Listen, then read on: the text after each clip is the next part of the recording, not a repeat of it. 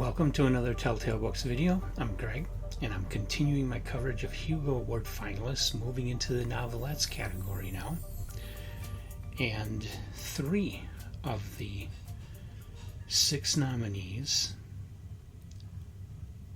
No,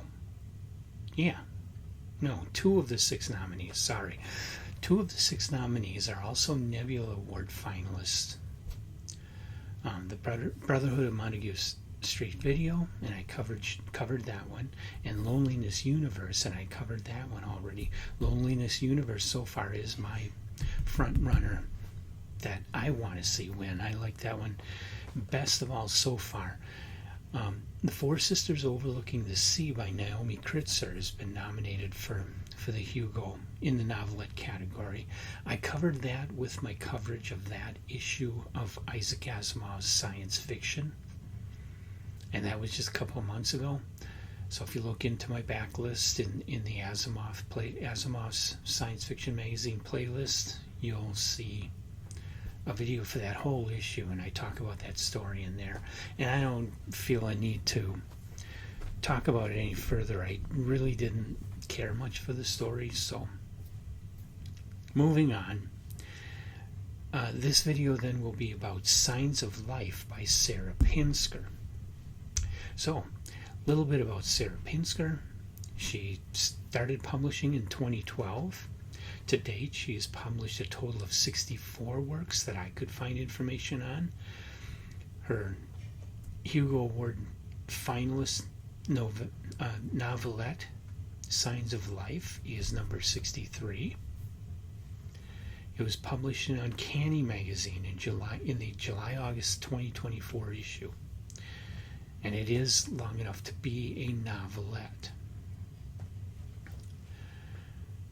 So the story is about 2 sisters who've been estranged from each other for 40 years. And the sister whose point of view the story is told from has been invited by the other sister to the other sister's house to have a reunion. And the story just goes on into details about their relationship, talking about their past and where they are now, and why does her sister want to try and get together. Very, very slim, fantastical content here, to the point where you question why this was published in a fantasy and science fiction magazine, and why it would be nominated for Hugo Award, because it really is, if you took out the tiny bit of fantastical content, it would totally just be literary fiction.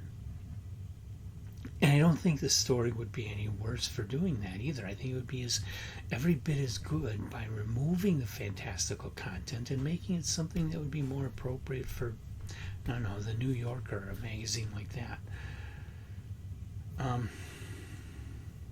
And it was a good story. It was a well-written story, well-crafted. The characters come alive in the writing. So, not a bad story, and just worth reading.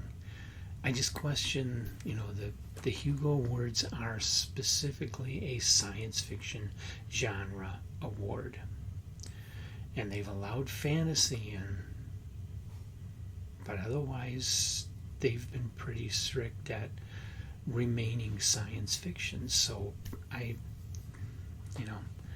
don't think this really fits. I don't think it goes with the genre. So that's Signs of Life. Have you read it? What did you think of it? Leave your comments in the comments section of the video. And come on back. I don't know